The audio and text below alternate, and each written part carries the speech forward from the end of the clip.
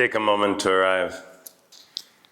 Close your eyes and tune in with your breath, with your spine, with the earth, with the sky. Like in tennis, ready position, waiting for the serve to come. Stable, grounded, relaxed, focused, quiet. Be quiet. We start chanting Om together one time. Inhale deeply.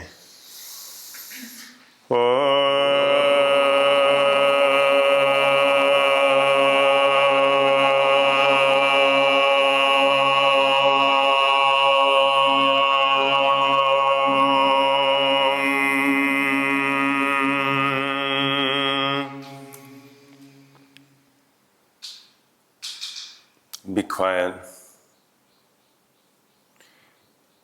With your eyes closed, look up, above the clouds, above the thoughts and memories and stories is a space, infinite space.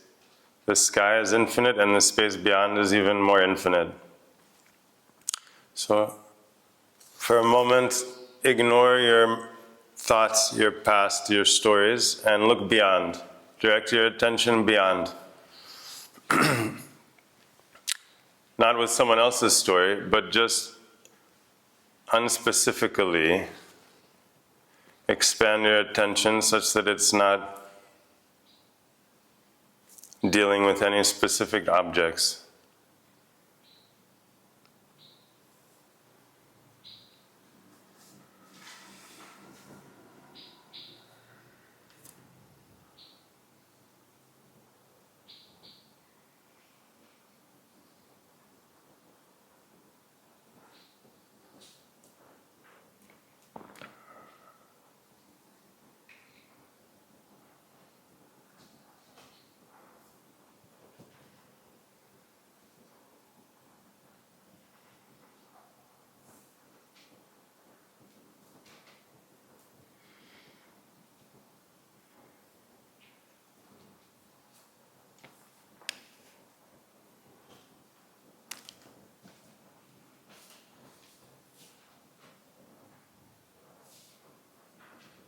Knowing is the problem. We're trying to know, and this knowing is getting us in trouble because the knowing is false. What do I know? My body. This is my body. Nothing is closer than my body. This is me, my body. Do I know my body? I know maybe some abstract concepts. This is a leg, in the leg some cells, something happening.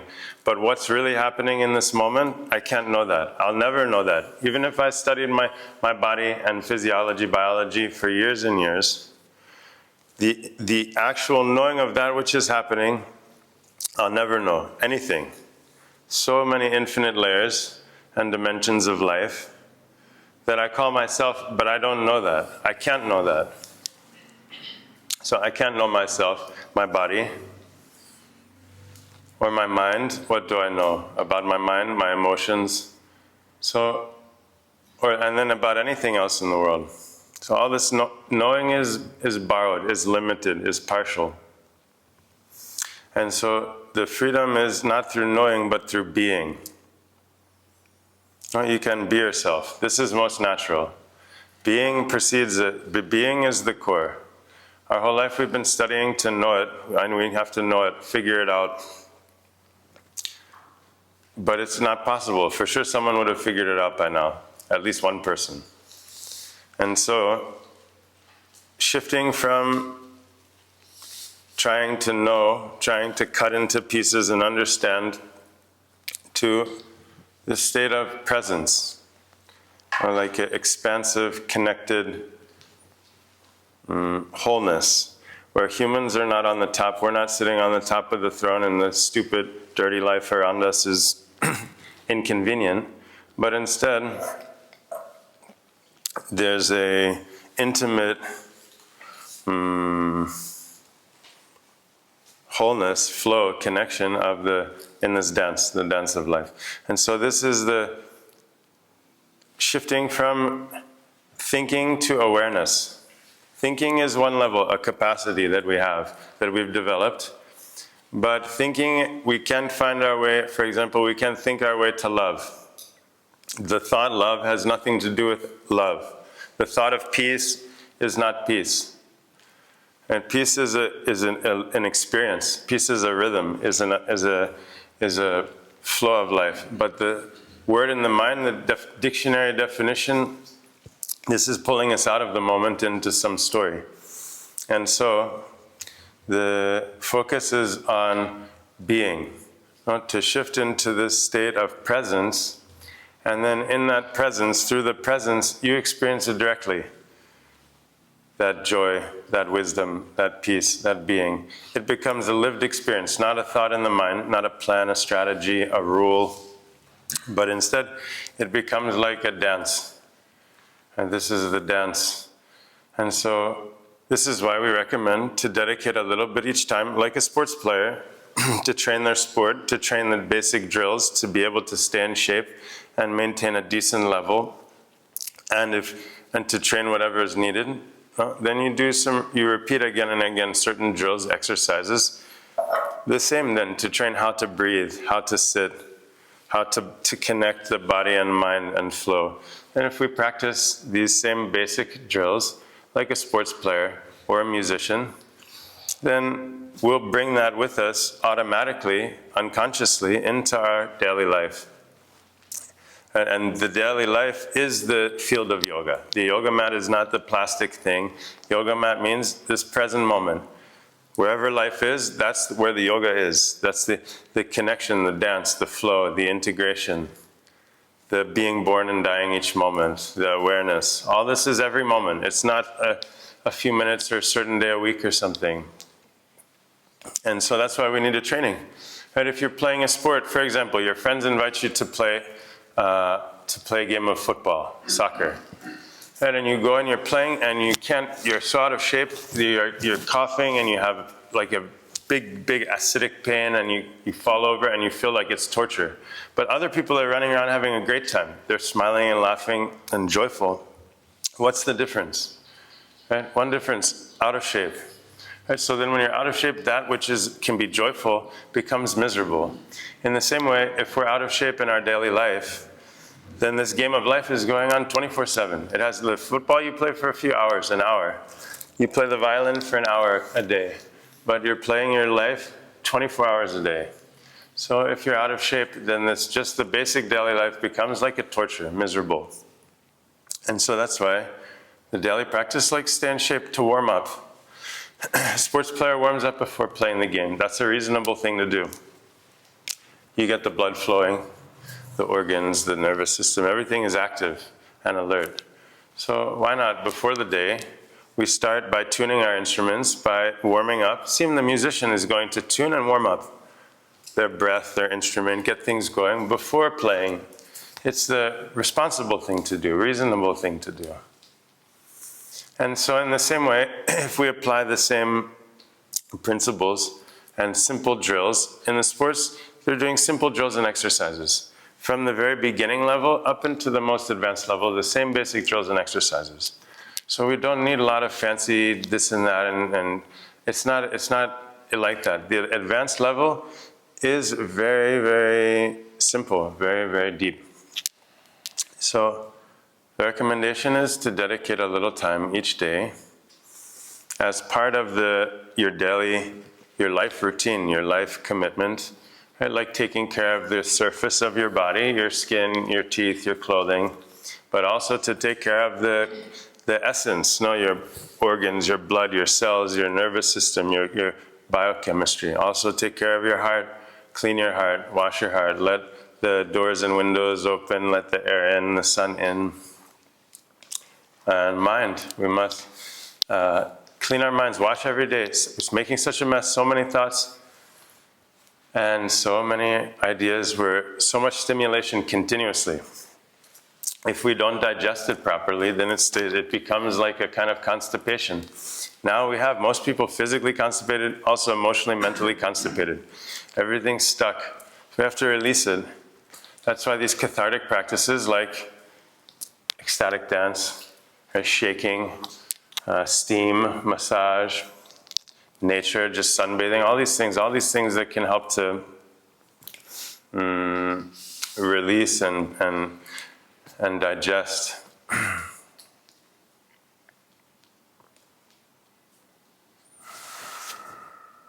And so the recommendation that we give is do 100-day challenge. 100 days is 3 months. Right? And to do a fixed practice at a fixed time for those 100 days. Right? As an experiment to see. Right? It's like doing a certain, like a fertilizer. You put fertilizer in the garden, you test, you want to see, does it work? Does it not work? So you put this fertilizer, which is your own, basically circulating your own juices, circulating your own biology, and tuning or activating, calibrating, and then observe not how the practice feels, not what it looks like, but how you feel the other 23 hours a day, the other 23 and a half hours. Observe the quality of your sleep, the way that you talk to yourself, your creative flow, your connection with nature and others, your capacity to see beauty, all these things. This is the gauge for the practice. It's not about, oh, how's the practice look like? What can you do? What can you do now? Nothing. It's not like that. It's going more and more deeper level of integration and presence and wholeness. And so we used to say 40-day challenge, but I think 100 days is good. 100 days is better, just in case. And so the key is to make something you know you can do every day no matter what. So if you can do 15 minutes. If you can dedicate 15 minutes, 1%, then 15 minutes you can do sun salutation 1 time. You can do breathing 2 minutes and sit for like 7, 8 minutes. Use a timer, and then it's precise, it's exact. Some days you have extra time, of course you can do more. You can always do extra, but never do less.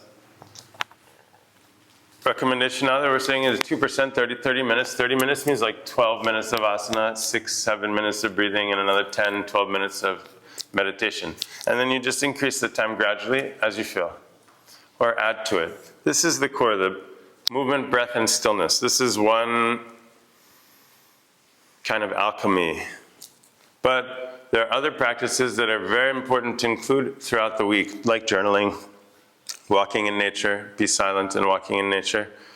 This creative expression, many ways to do that.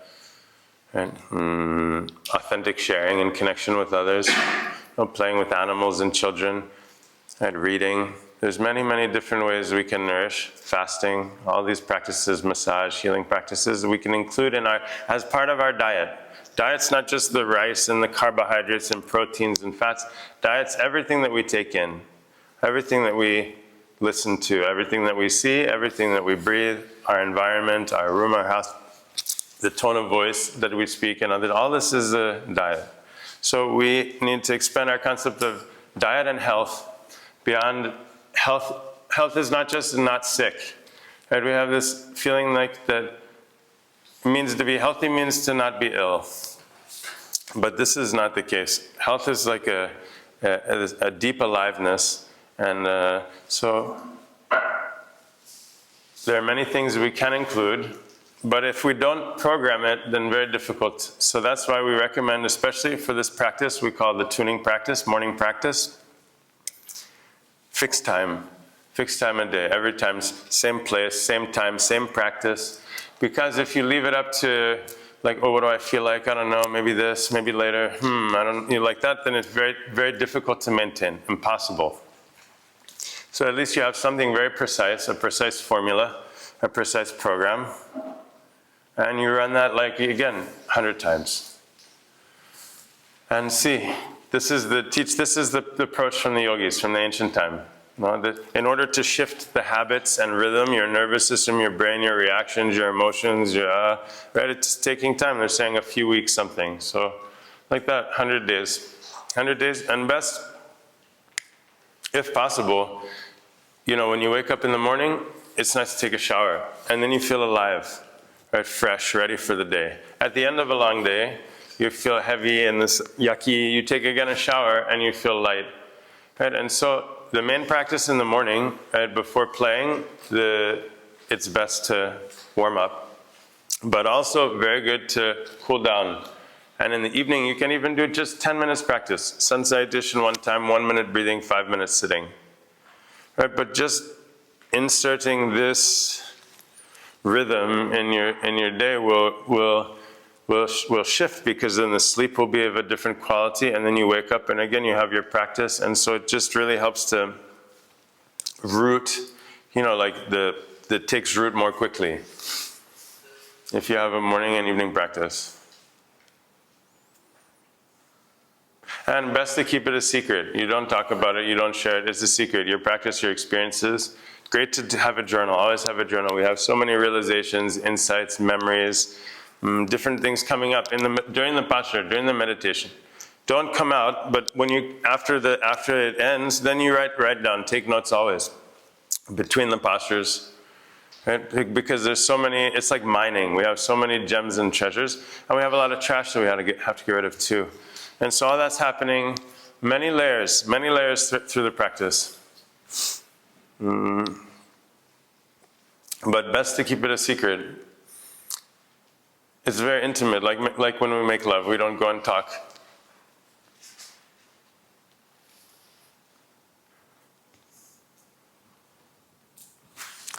So let's see, pile of questions. How do I let go thoughts about the future, about the rest of my trip, and the inevitable return to an uncertain reality back home?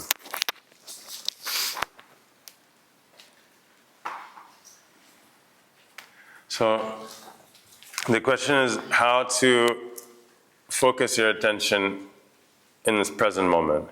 Because when you're present here, automatically that's like there's no one holding on. Who's holding on? Who's bringing that? Who's taking that? Where is it coming from?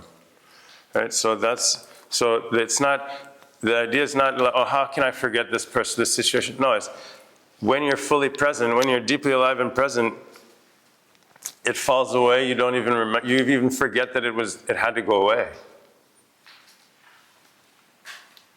So the question is, how can we tune ourselves to be present? So this is at every level, but definitely in the spine.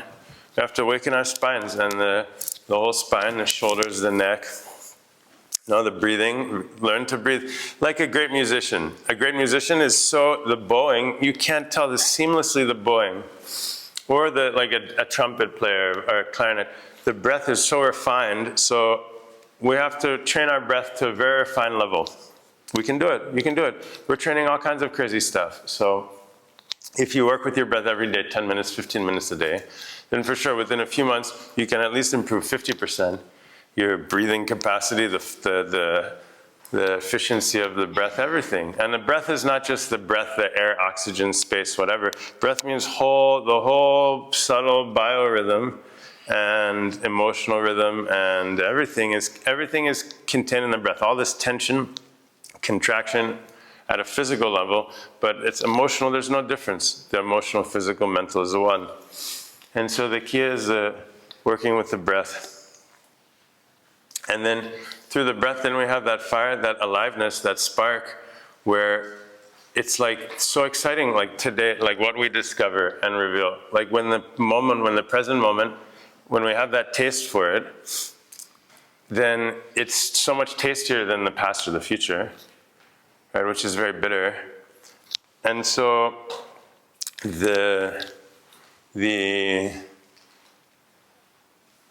a kind of, not an addiction, but it's that flavor or something, the flavor of presence and the discovery, right, itself draws us into the moment.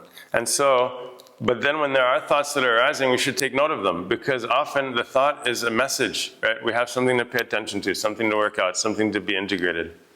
It's not that it's all wrong, like this. Being stuck always in that cycle is a bad habit, right? Now, but to learn, okay, there's a message, bam, then we say we unlock that through journaling, through active listening. We can unpack and try to better understand themes or lessons so that we can continue to evolve and move. But the focus always on the present. Everything is culminating in this moment. Everything is led. Everything has brought us to this moment.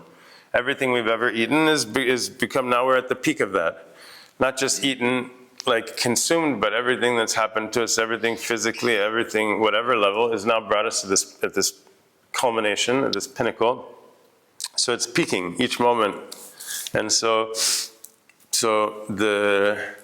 it's like you're playing the sports and it's game time. Okay, 3 o'clock game time, boom, and 3 o'clock it's game time. The game is on. So when is the game time for life? Is this present moment now, this one, now, always. And so it's that game time, like now, that carries us. And like the river is not turning around. The river can't look back. The river is flowing. So it's about cultivating that sense of flow. It's not avoiding, right? It's not avoiding or ignoring, but it's acknowledging that everything is brought to this moment. Right? And so we have to digest. The good we have to digest, the bad we have to digest, all of it. To return to an uncertain reality. There's no return. We're only moving forward. The idea that we go back to somewhere, go back here, go back there, no, you go forward there. It's never the same. It's even one moment to the next. I've done this retreat 500 times. Never once has anything been ever the same in any way at all. Every aspect of everything is infinitely different. There was Osho once said that, I think it was Rousseau, one of the French philosophers, you can never step in the same river twice. And Osho said, so I tried it.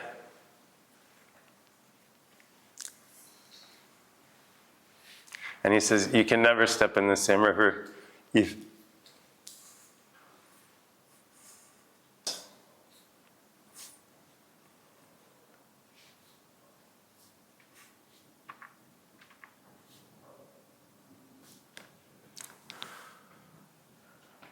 So in that state of presence, there's no time, there's no comparison.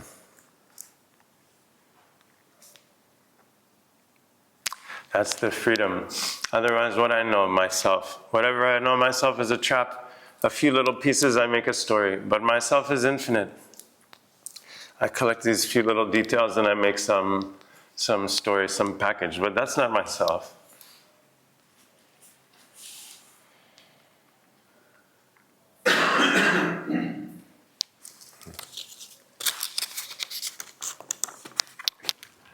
How did you know when you found your sage guru?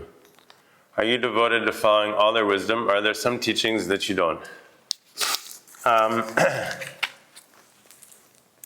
So in 1999, when I was first initiated in Kriya Yoga, it's a traditional path of yoga, I was given the teachings of this one sage called Sri Aurobindo. Sri Aurobindo. He was a great sage, 40 years in silence, and he wrote like an encyclopedia of everything. It's just like, everything was just revealed. It was unbelievable. I couldn't believe it.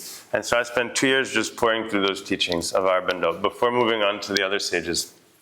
And then for 4 or 5 years, I was just reading the lives of the sages and all their teachings and their talks before I met the first living guru.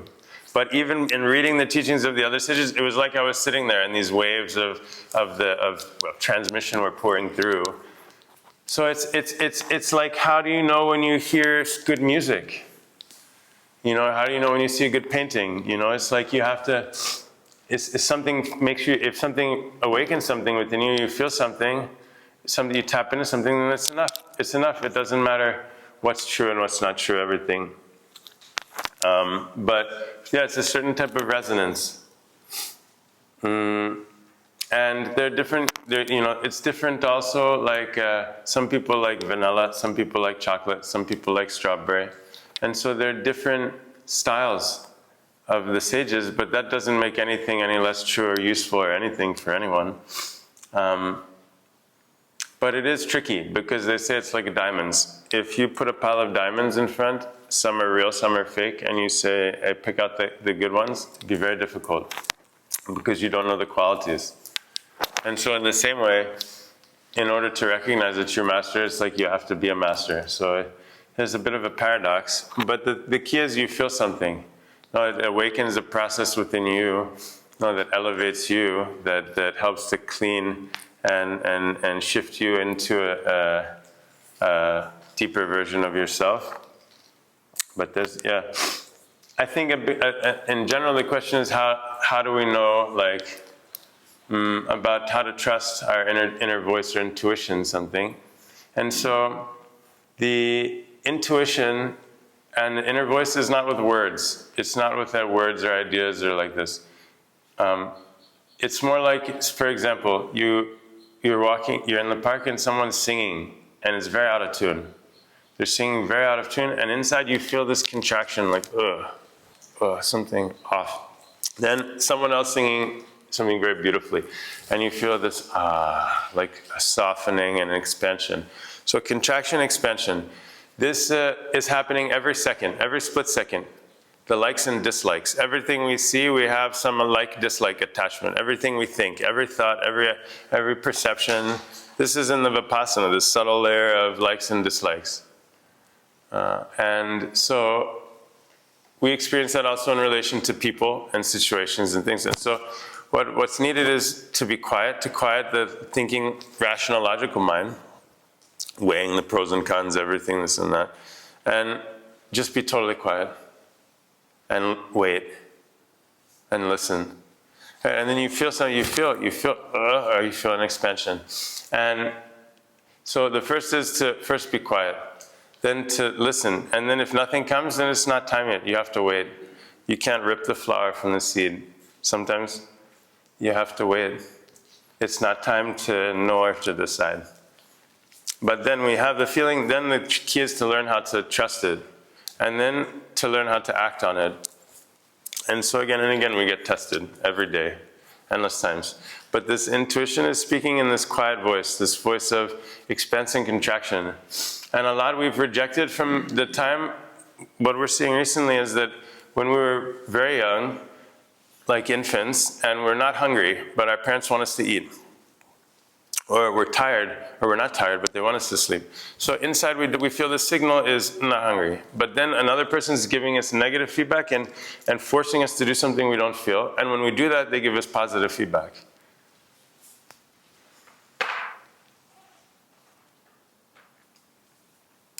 And so this subtle people-pleasing and distrust of our own internal signals is programmed from a very young age.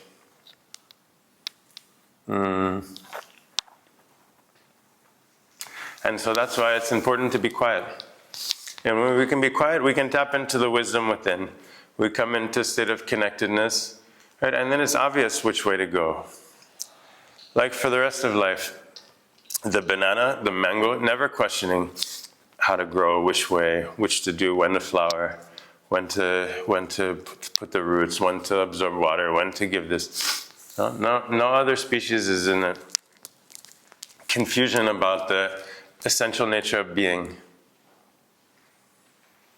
And so we have an opportunity, there's some gift, something, but also it's a very big challenge. Okay. Oh, long questions. Let's see. How do you keep your knees from hurting uncomfortable for hours, much less longer? How do you keep your knees from hurting? I mean, it's like anything you get used to. Before 100 years ago, I think we were all sitting on the floor, at least most of the world.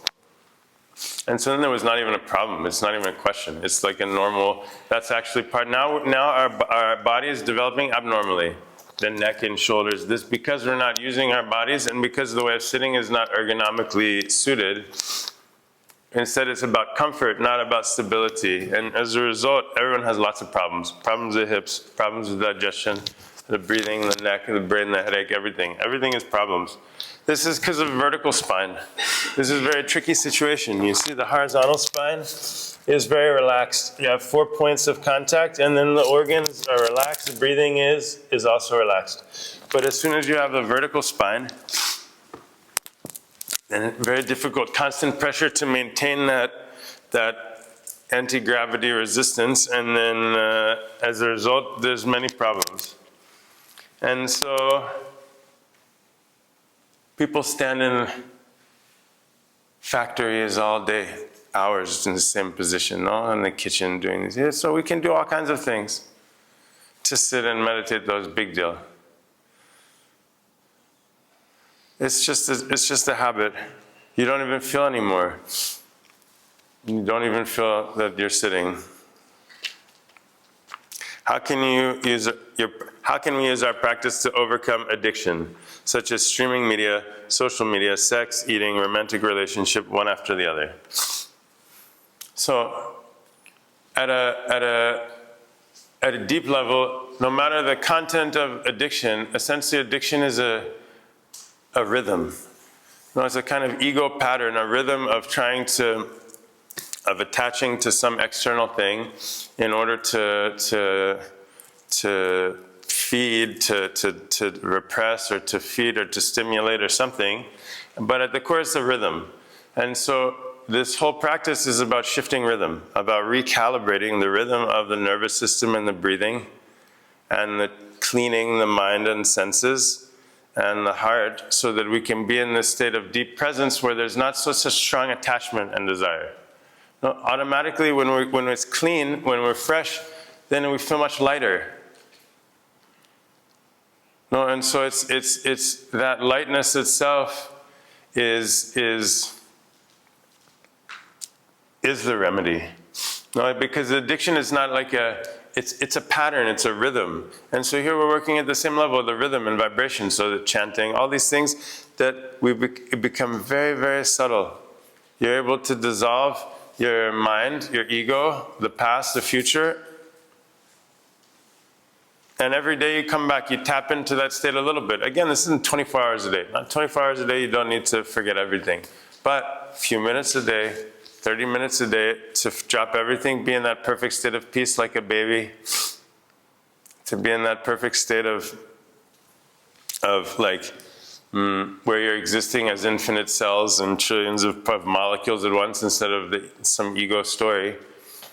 Right? To be able to dissolve into that, like the river dissolves into the ocean, then this will nourish you at such a deep level. All the other faculties and all the other activities of life will become very playful, no? Very, yeah. But if we're lacking that most deep connection with the source, then everything is empty.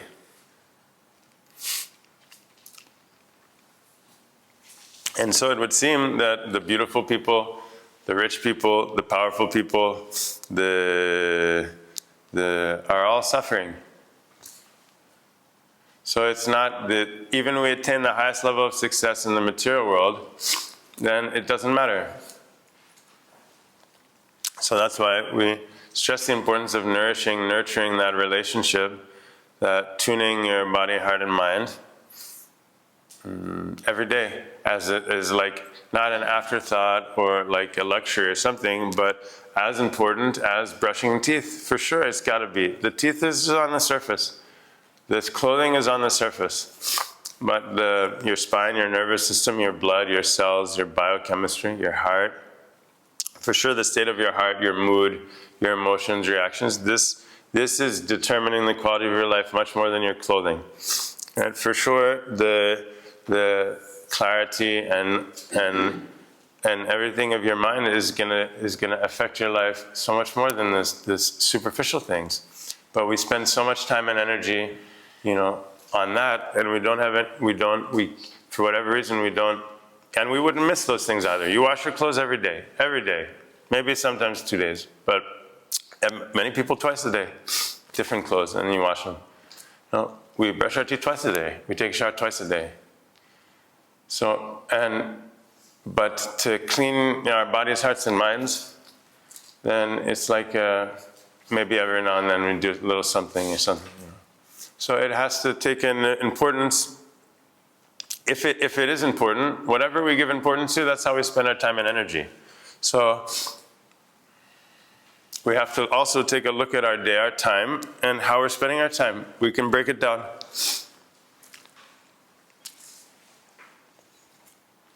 It's a kind of investment, not just the financial, but of a time energy. This is more powerful, how you invest your time energy.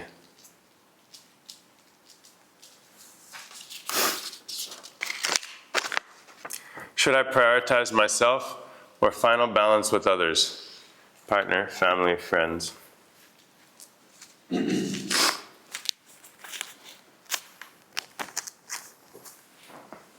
When your cup is full, naturally it will overflow.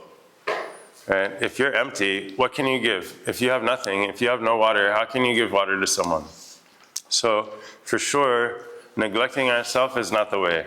That's definitely not the way. Then we can't really be of any use to anyone. We become like a problem. Really, even on the surface, we're saying, like this, but deep down it's all rotten like this. It's not useful. It's not good. It's not helpful.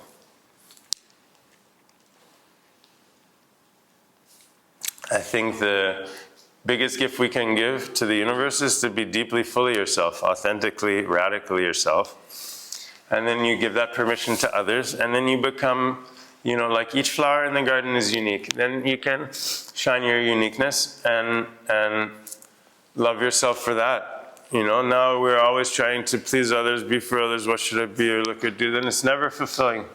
It's not satisfying.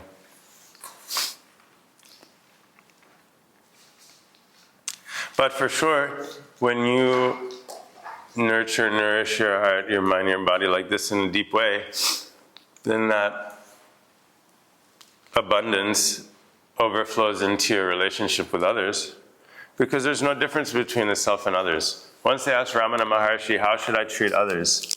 And Ramana said, there are no others. Right? This idea, there's only one self. It's like the tree. You have a big tree and all the leaves are like, oh, what about me? What about me? And then someone's like, oh, it's just one tree. So like we're leaves, we're separate leaves walking around and we feel all so different, but we're just a part of an infinite organism. Like they have a gold chain and gold watch and gold pen and everything. But there's no pen, there's no chain, there's only gold. The gold is taking different shapes. But the pen doesn't exist. The gold exists. The watch doesn't exist. The gold exists. The same one substance is taking all the infinite shapes. And so through our environment and the people in our immediate environment, then we're working out different karma. We're working out different situation. But we're only able to do that skillfully if you're in tune. When you're out of tune, then instead of working out karma, you're creating more, making more problems. Make a little problem, big one.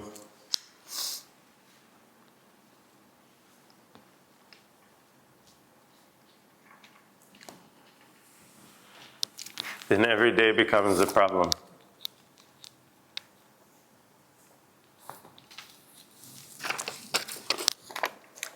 Who am I really? Yeah, you can't, it's not with words. You can experience that. You can only, that is the experience. You are this infinite experience of everything happening each moment in infinite dimensions that's beyond comprehension. And so that's the dance, that's it, it's it. You ask, who am I? Am I the body? Where? Am I the mind? Am I the past? Am I this one? Am I that one? Right, eventually, you ask, there's no answer. You can't answer. You can't pinpoint it. That no answer is the correct answer. No, but it's not like you have to arrive there where there's nothing, where you put your hands up. You don't know. I don't know. In that space of not knowing, then you can enter into that, the direct experience.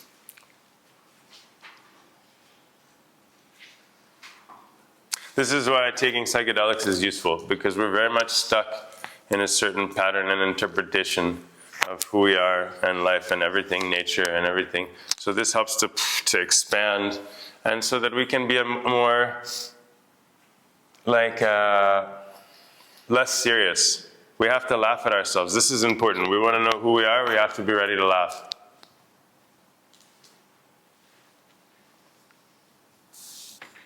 Why do I yawn a lot during meditation? Is that okay? Yawning is a balancing of the prana, the breathing. The prana, the pressure of the breathing. Everybody, our pressure's off, right? The pressure system, everything, the different depths and the rhythm, everything. So Yeah, I used to get caught in this eternal yawn. A yawn I couldn't yawn. Sometimes it would last for days. It was so painful. I'd be at my guru's ashram and this just yawn, this eternal yawn that couldn't be yawned. So it happens. It will balance itself out over time. Just keep meditating 100 days. Most of the problems, right? Like you like basketball. You want to play basketball and you come with the ball and you're like, you can't even dribble it once. And I say, just dribble it every day for 100 days. You come back after 100 days, if you pick it up and dribble it for 10 minutes a day, for sure, you can do all kinds of control and run and spin everything. So breathe, sit still 100 days. Breathe with awareness 100 days. For sure. You become so much more skillful. And it's only through that, you can't just read about how to dribble basketball. You can't just study about physics and aerodynamics and the angles and these kinds of things. No, it's a lived experience. You have to have the repeated lived experience, same like the training for sports.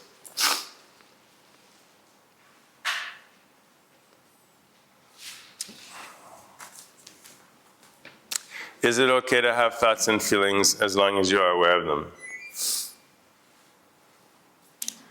It's not okay or not okay. There's no okay and there's no not okay, first of all. Right? You were just observing the cause and effect. Then when I'm stuck in these endless thoughts and spinning in this, so we're talking about this repetitive, getting stuck in repetitive thoughts that keep you from being present. And in a story, like always reconstructing a story, we have to see whatever we consider the past is not the past. It's my own little fantasy. It's my own little thing. Nobody else has the same past. Nobody has the same idea. Even someone who lived with me has their own past, completely different.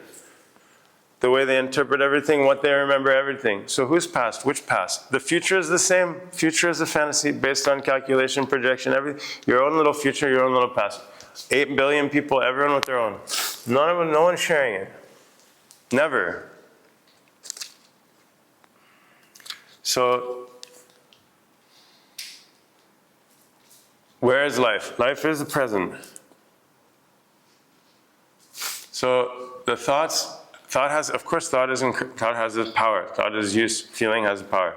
We're talking about the stuck in these unconscious patterns of untamed thinking and emotions that keep us from that where we're harming ourselves, right? Or we're out of rhythm, out of sync, out of tune. And so the thoughts, so that's why we say just focus on the tuning. Focus on being in tune at a very deep level. And then everything you do, and then keep doing whatever you do in your life. That's it. Just take time to be deeply in tune, to clean your body, heart, mind, and be deeply in tune, and then do whatever else you have to do, everything. Your family duties, your work duties, your creative, everything. No, and then the thinking, and then we have to, as a general rule, right, less talking, less thinking, less eating. Right? Because it's not like it's like less thinking for the sake of less thinking, right? Why less thinking? Because when we rest in a state of awareness, then we can feel and we can learn and we can grow and we can respond to the game that's happening now. Right? It's like you're playing a sports game and you're thinking about the last game or the next game. And not only you're missing this game, the game is now, the response is now. And so when we're all the time thinking and like this around, then it's impossible to respond skillfully and gracefully to that which is now. So yeah, thoughts are, everything has its use, everything has its place, everything has its time.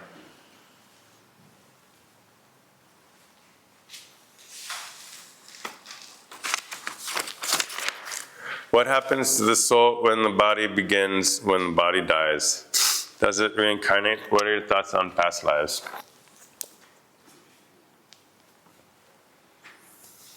It's a fair question, but still it's mostly avoiding being present now. What about now? What happens to the soul now? Where are you now? Right? We want somewhere else. We want to save somewhere, someone somewhere far away. But what about now? What about you?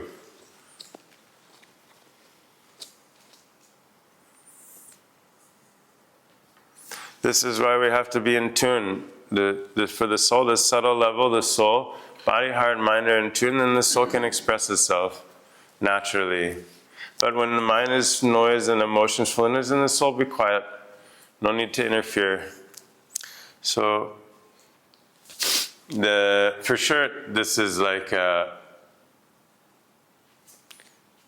it's not just a one-stop journey. There's many lifetimes, many incarnations. There's many different species, not just humans. And but everything has brought us here. If we were meant to remember that, we would. So that forgetting is necessary. In fact, there is a great importance to forgetting. We have to forget. Like you eat food, you had a great meal. Imagine you can only think of that meal. No matter where you go, it's never as good as that one. You only think about that one. So you can't. You have to forget it. You forget it, and then you have another meal. You've had so many meals, you forget them all. In the same way, all our experience, you have to forget it. It's digested. If it's not digested, then forget it. It's gone. Who's holding on to it? Where is it? Where are all these situations and stories and everything? So the forgetting is essential to this, to being.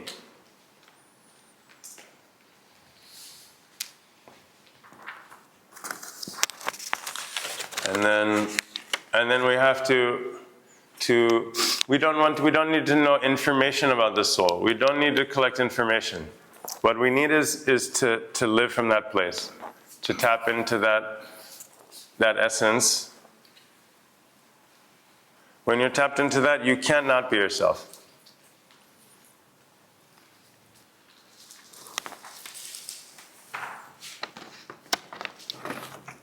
No matter how hard you try, you couldn't not be yourself. Otherwise, there's so many ideas and plans and strategies.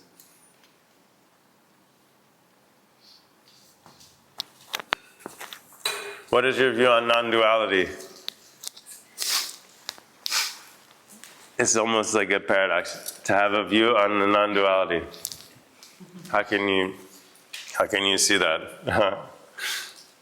Yeah. So in jnana, in the training of the mind, to go beyond the mind, it's essential that we cover this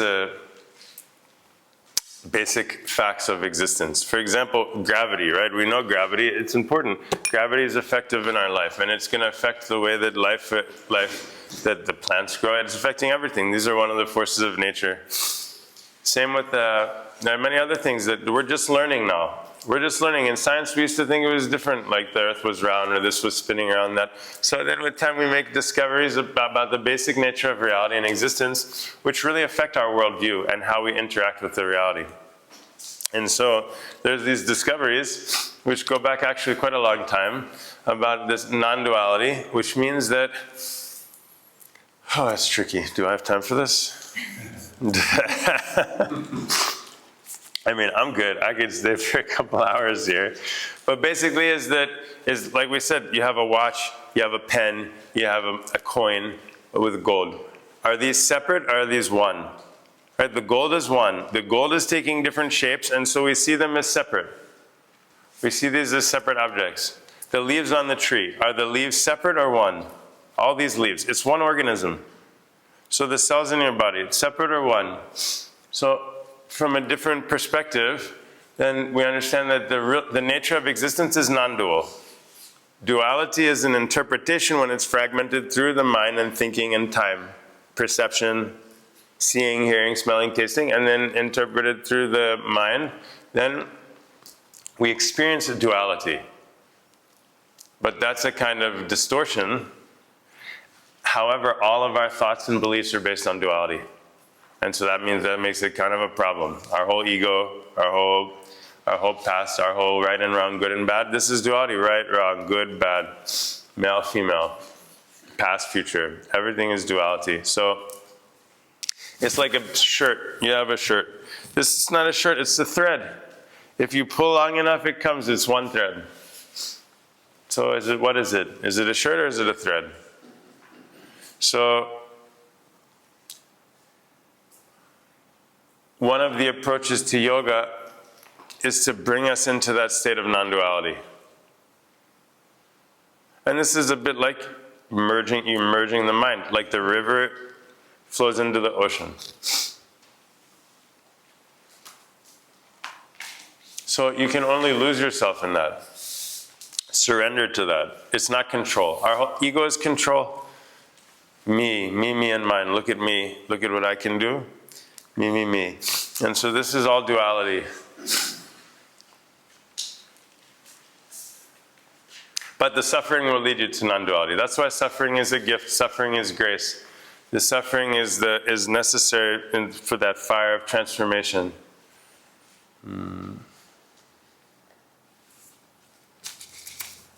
Okay, lightning round. What is the quickest way to stop the mind wandering with nonsense? I think a Zen slap. You have to have a Zen master nearby, and when you're not paying attention and you least expect it, they just give you a big whack right on the face. You call it a Zen slap. You get a couple of those and you pay attention. No, what is it? I mean, it's quickest. That's what they're saying. I never talk about the Zen slaps in over a decade, but some of the quickest. That's a quick way. It's no. First, we have to notice the tendencies. We have to observe the conditions, and the certain things. Usually, mind is wandering at a certain time or around a certain subject, and so that's a pointer. That's a message. Okay, have to explore the subject. Or this thing, something like that. But then the other is just the training. Like you tame a wild animal, right? There's a certain process in training. No one has tamed their mind. No one has trained their mind. Since we were young, it's just let it go, everything, this and that, and then candy and jumping and feeding like that. So through a practical training, and this is why in the practice, it's like keep pointing back, keep bringing it back. Don't let it go. Right? And eventually it's like training a dog. Right? Repetitively, then it just stays. It just stays. It's a habit. We have to see this habit of the mind like freaking out all the time and running. This is the not natural. Just because it's most prevalent doesn't mean that that's the correct. And so we have to see that our mind we haven't given proper training to our mind, and that's fine. Then we give it proper training, and then that becomes the habit. Right? So it's the quickest. It's not a quick fix. It has to be. This is a long-term strategy. We want this. We don't want just one time. Okay, to stop.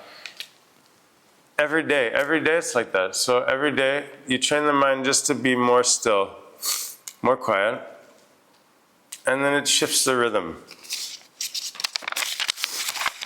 Is attention and looking the same thing?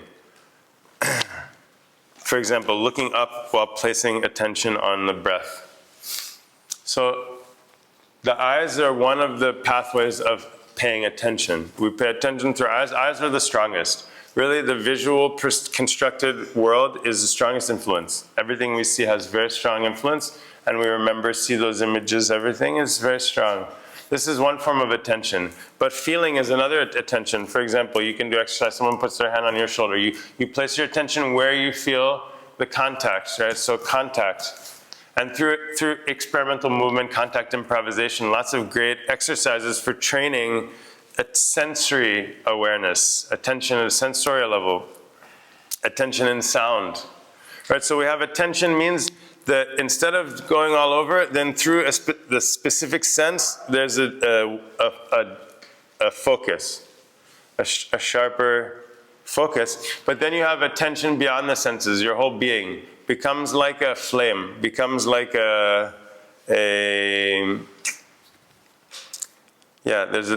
a deeper level of attention. And so it's possible to maintain several points of attention simultaneously, However, what's meant by the looking up and attention on the breath is that we have different plates in the brain and the skull, and these are moving. And so when you look up with your eyes, there's a certain shift that happens in the plates in the brain, and it starts to stimulate these glands at the center of the brain. So this is, and then basically you focus your home base is here. From here, the breath is moving up and down, something like this. So this is now the home base. So instead of home being somewhere else, home is at that one point. And so this is and eventually, like a seed, you merge into that seed. The awareness of the breath is a kind of rhythm. It's like a woo from the seed, and so then you're using your breath. You filter the rhythm, for lack of better words. You have the emotions, thoughts, everything, this subtle rhythm. Then that becomes also very quiet. And so the attention this is part of our attention is scattered all over the place. So we're all over the place. So it's bringing it to one point. And so these experiments with the different senses then help us to gather our attention. And when our attention is gathered, then we're so much more powerful. So this is part of the training, the willpower, the mind power. And it's all these little games, experiments. It's not a big deal, but you do every day, you gain tremendous, same with the sports. It's not a big deal, you run like this, kick like that, whatever. Each drill is a little silly game in itself. Each posture, a little silly game. Can you keep your center? That's the only focus. Can you keep your center? Not can I touch this or do this or twist, no. In each posture, can you keep your center stable, grounded, peaceful, breathing? Okay, lightning. Identity. No, it's all false. Every identity is false. If you're free from identity, then you can live and grow and be real. Every identity is just a little limited, we pick and choose these little pieces in that, like that, what we want to show now or something. Right? It's infinite. You're infinite. You have infinite thoughts every day, emotions. There's infinite layers and dimensions that are evolving, each within their own way. The idea of we need to fix some kind of story or some package or some comparison, it's terrible. It's always too tight, like clothing that doesn't fit. No, be free from identity. You don't need to announce, just be who you are. You don't need to announce it. Anyway, even if someone told you who they were, would you understand? Could we even understand another, let alone ourselves? I'm like this or that. What does it mean anyway? It doesn't matter. No, identity is a problem. Have to be something to belong, to feel to belong. That's why community is so important. Right? In a community, then there's such a depth of connection and sharing and resonance and conflict and everything that makes it real, that we don't have to have all these stories, about belonging to this or that or whatever, the vegan or the religious or something as some identity external to this moment, this present moment. We always tend to compare oneself with others. How do we shift that thought? Yeah, shift from thinking. Mind is always comparing. This is the nature of mind, right? Comparing this ice cream to the last one, comparing this. It's judging based on the things to make decisions, and it's going to make the best decision based on the information. And it's collecting more information so it can make better decisions, so it can get what I want, I can avoid what I don't want. And so that's the mind, that's fine. So the key is to shift from thinking to awareness. More and more to rest in a state of awareness. And it's a different faculty. It's operating in a different way. You have to learn the taste. Thinking, this is thinking. And then you have to learn, okay, this is awareness. And to gradually, if you want to, right? If you don't, it's fine. The thinking is no problem. Continue whatever. But if you want to be more in a state of presence and appreciation of the beauty and the magic and the dance and like this, then it's through awareness you can do, not through thinking. You can't think the beauty of a flower. Cut it in and analyze and like this. You can't think the beauty of making love. Right? It's through presence and awareness. When you're quiet and receptive, then you can taste it. Otherwise, it's like you eat the ice cream, you didn't even taste it. You're just thinking, the ice cream's gone. So, the key is awareness. The awareness, we have to cultivate awareness. We have to shift our energy from thinking to awareness. When you're more in awareness, you'll be more creative in your life, in your work, in your way of parenting, and everything. It will be more joyful, more playful, for sure. How can you integrate stillness into your daily life? It's hard to be still at work. Everything is planned. You wake up, first thing, take a shower, then, bam, you do your practice. So already you've gotten many stillnesses. Each posture you have a stillness during the pose and in between the pose. Those are 2 stillnesses. Then you have Shavasana at the end, stillness. Then you have breathing, stillness. Then you have meditation, stillness. You've already had 10, 12 stillnesses programmed in. Then during the workday, you program, okay, these 5 minutes, bam, candle gazing meditation for 3 minutes, breathing for 2 minutes, meditation for 3 minutes. Okay, 8 minutes of stillness, bam. It happens every day. If it's just a general intention, like I would like more stillness in my life, never gonna happen. It's impossible. You have to program very specifically. This day I go and take a walk in nature. I leave my phone behind.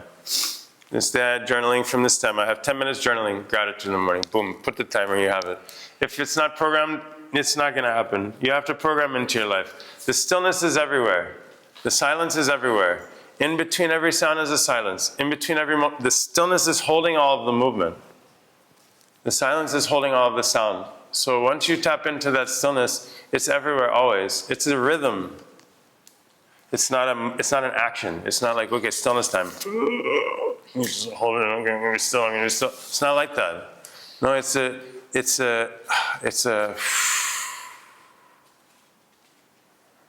the stillness is like a contentment. Like you eat food and then you're not hungry, it's enough. This is a real happiness. Happiness isn't when you get what you want. You get what you want and you feel excited. It's like an intoxication, like when you eat sugar. Oh, I got what I want. Someone says something nice and you feel happy. That's not happy. That's a kind of intoxication. A momentary high, which then goes low and then you need more. Happiness is totally different. Happiness is like you don't need anything. Right? When nothing is missing. Nothing is needed, like you're full. Then this contentment, this peace, this enoughness, this is the real happiness. Otherwise, it's just one to the next. Get this, get that, get that. Bing, bing, bing, bing, bing.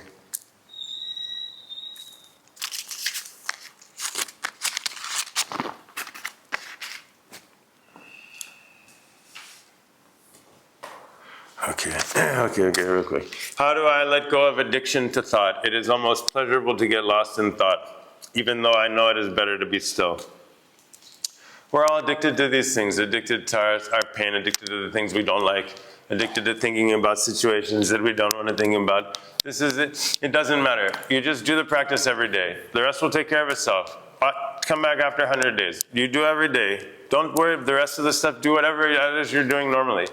It will shift automatically because we're reprogramming at a cellular level, at the unconscious level, right, at the nervous system level, at the electromagnetic field level. We're tuning at this level, so all this other stuff is on the surface.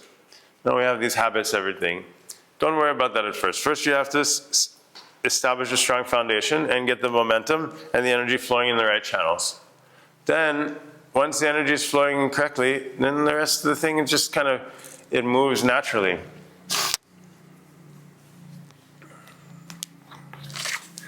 Is stillness more important or no thoughts? Stillness and no thoughts, same thing. It's just be quiet. It means be quiet. We're always making so much noise. So whatever way you're making noise, less. Do that less. Less talking. Don't move. Everyone's always flopping around, flipping their hands and their eyes and their shoulders. So practice be totally still. It's a kind of torture, but there's something on the other side. It's like a infinite power. And so if you do a little bit each day, then then all of a sudden you become deeply grounded and rooted. You don't know how it happened.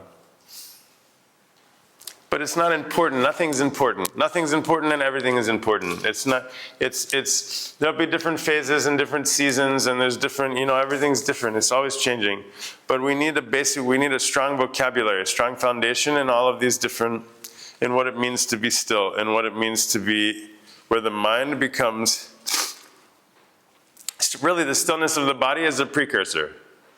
Right? Because it's kind of layer by layer. And so as the body stills and the whole thing starts to slow, the breath slows down, the fluctuations. Yogas, chitta, vritti, nirodha. Everyone goes repeating these blah, blah, blah, the yoga sutras in these yoga classes. But the yoga is the cessation of the fluctuation of the mind, the prana. So by controlling the prana, then the mind becomes it's like a vast sky or lake with no movement. Then you're in a state of complete bliss. It's good, it's good. I have the saddest tears during meditation. Is that okay? Recently, over the last 6 months, I've discovered there's tears of truth, tears of joy, tears of many different tears, not just tears from sadness. Actually, there's all different kinds of tears. And so, the crying is important because it's like a water for the garden. If the tears are stuck, then something is dry, something is stuck. So the crying is important, but to get caught in a loop is the trouble, right? The rain comes and then goes, but if the rain stays for months or years, then it becomes a problem. So we have to, if there's a reason for the tears, then we have to sit with that. Maybe there's some message, maybe there's something to be learned, maybe there's something to let go of. Whatever's coming up, we have to work with it. If we can't ignore it, then we can evolve. Otherwise, we get stuck 20 years banging our head, the same thing spinning.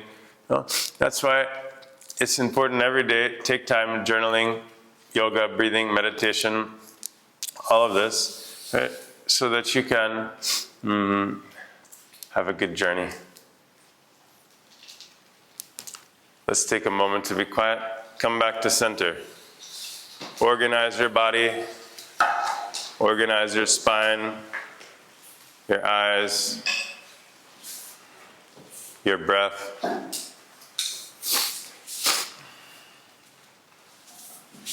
Be quiet. Be subtle. Our whole life we've been told to push and go and try and do and like this. So try something different.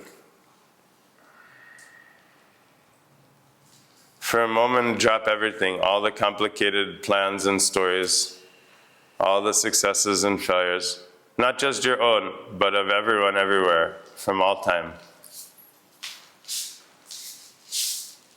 Drop everything at once, all the planets and galaxies and universes.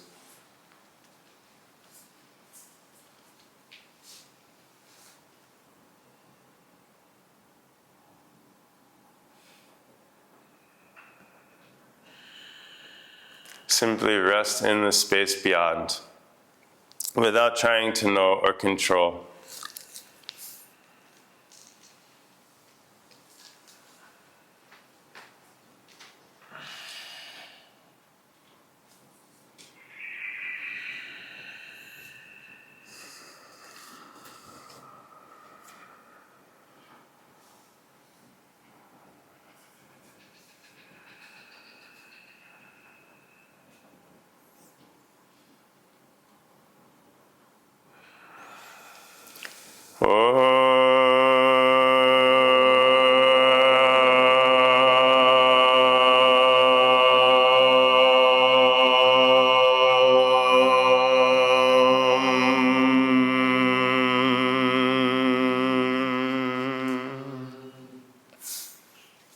Thank you for listening, everyone. If anything is useful, take it. If anything is not, then drop it.